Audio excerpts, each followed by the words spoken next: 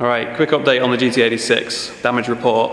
Basically, it's a little bit more serious than I thought. I'll show you what originally I thought was the problem. I thought it was just this bolt, just this one bolt that had bent.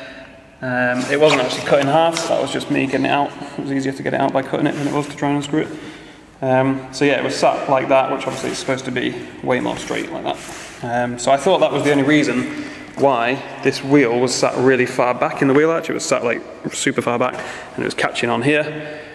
So I thought once I replaced that, everything would sit in the right place. But I've replaced it, as you can see, we've got a nice shiny new one in there now.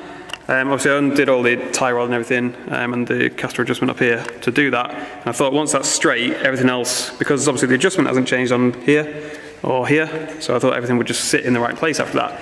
But it still doesn't, the wheel is still pretty far back. It's better than it was, but it sits pretty far back, and when you turn the steering wheel it still catches on there. So I started looking around thinking what on earth could be wrong, because there's no caster adjustment up top, that's just camber, and it's the caster that's like way too far back. So I started looking around and I think I found the problem, which is this part of the main like cross member at the front is completely detached in quite a few places.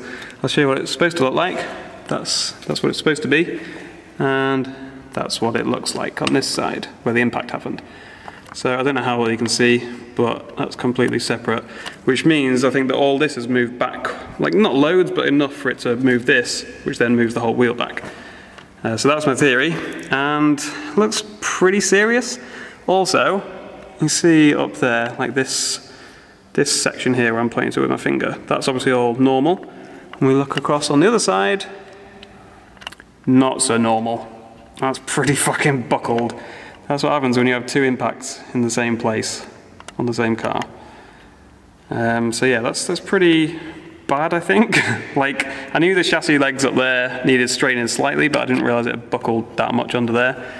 So I think the combination of those two bits, like that buckling there and then this separating here, means that this is all sat a little bit further back than it would normally be. And if you look at it from the front, you probably can't tell on camera, but it kind of slopes downwards like that. And when like the front sort of stay bar, or whatever it's called, that thing that sort of keeps the bumper in place, when that's on, like this side of it hits the ground when that side's still up. So I also broke the mount for the oil cooler, but my little 3D printed fan mount, still solid as a rock. So pretty happy with that.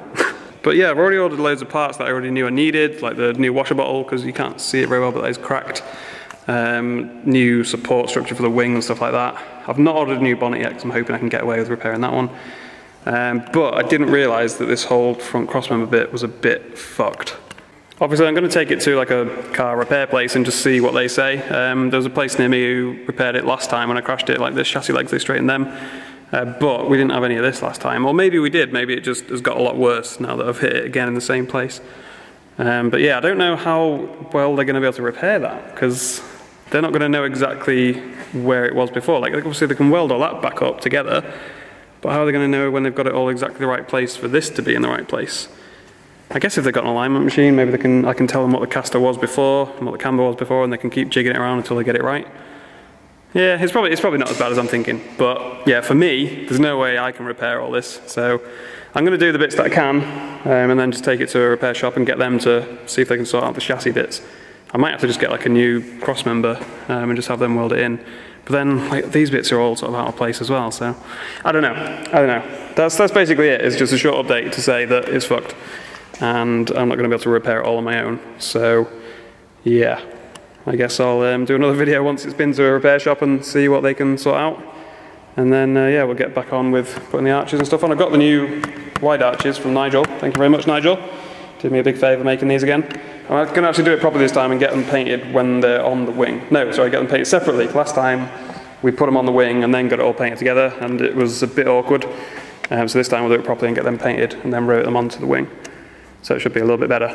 But yeah, I'm just going to hope that it all fits. We will see. We will see.